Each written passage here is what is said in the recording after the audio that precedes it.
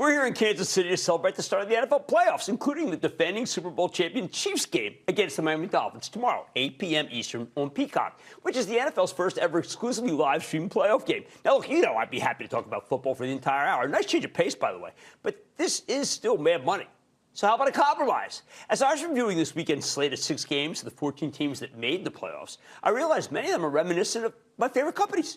Tonight, I want to show you the comparisons, like how we do fantasy stock football at the start of every season, because it's a great way to teach you more about the stock market. By the way, if you bought all the stocks I mentioned in September's fantasy stock football draft, you'd be up 12%, outperforming every major equity index. Not bad.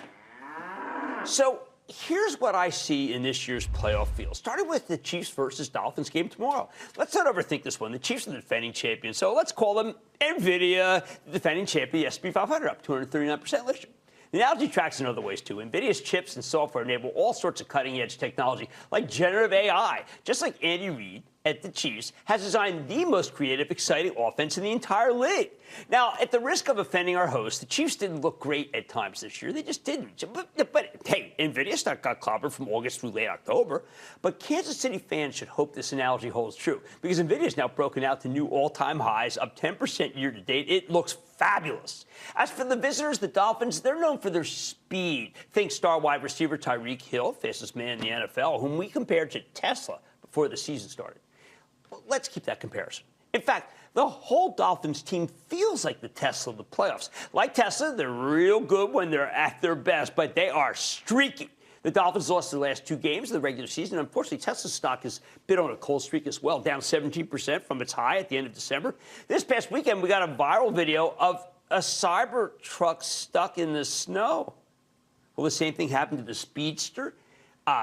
Dolphins when they visit GEHA Field at Arrowhead Stadium tomorrow night, with the temperature expected to be minus 6 degrees at kickoff.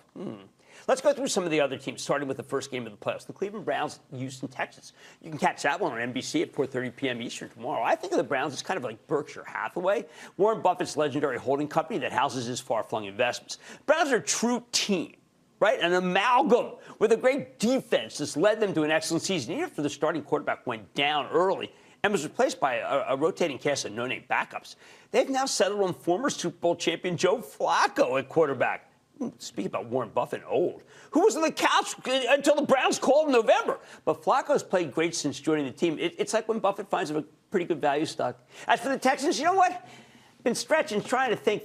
Yeah, they remind me of Take-Two Interactive, TTWO, the big video game publisher.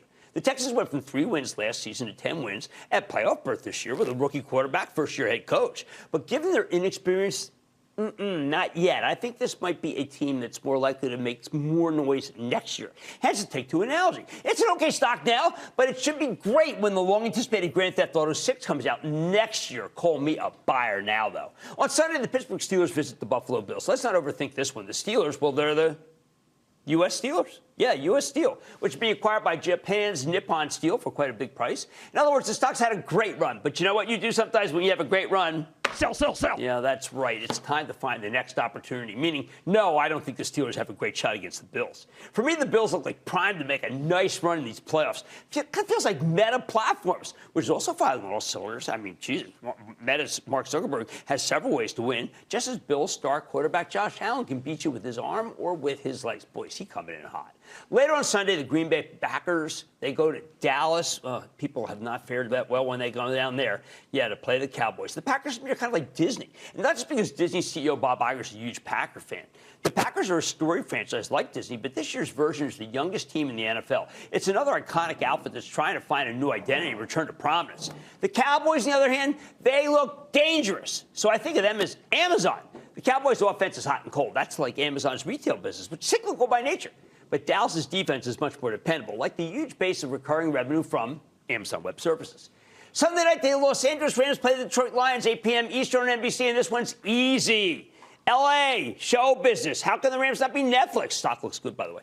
As for the Lions, well, they're Uber Technologies, which is a very tough stock to own for a very long time. Sound familiar? After coming public nearly 5 years ago, before it ran up nearly 150% last year. No one needs to remind the Lion fans of how bad their team was for years and years, but this year's 12-win version, legitimate contender. Then there's the wildcard round. This wildcard round is close to home on Monday. That's when it's over. When the Philadelphia Eagles travel to Tampa Bay, take on the Buccaneers. This year the Eagles are, I'm going to be polite, they're an enigma. They went to the Super Bowl last year, started this year 10-1, but then lost 5 of their last 6 games. On paper, they should be great, but there's just something holding them back. Hate to say it, but the Eagles now remind me of Johnson & Johnson, which should be a great pharma medical device company. Should be number 1. But it's been held back by an endless string of bad luck, including these baby powder lawsuits. You got to play through these moments. You just have to. Tough for a season ticket holder to watch, though.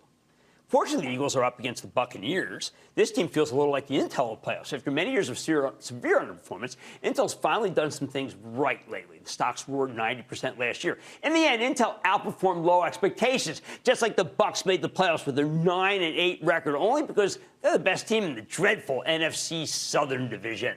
How about the top dogs this year? The number 1 seeds in each division? All right, you can think of the San Francisco.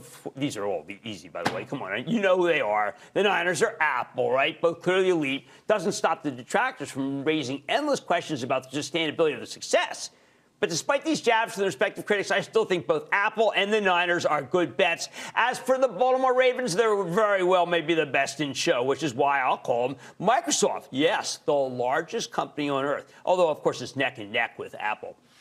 I should say America, not on Earth, because there are other companies that would claim that title. Baltimore's strong top to bottom with an elite defense and electric offense by Lamar Jackson. The odds-on favorite to win this year's MVP award. Microsoft's strong across the board as well, especially in artificial intelligence, thanks to the company's early aggressive bets on OpenAI. And that is the most valuable AI startup. Bottom line. Hope you enjoyed these comps. Maybe you kind of figured out a little bit more about stocks and maybe learned a thing or two along the way about sports, too. I say let the games begin and let the calls begin. Shirley in Colorado. Shirley. Hi, Jim. My question is, shall we sell our position on AMD due to the threat of China invading Taiwan if the Democratic Progressive Party wins?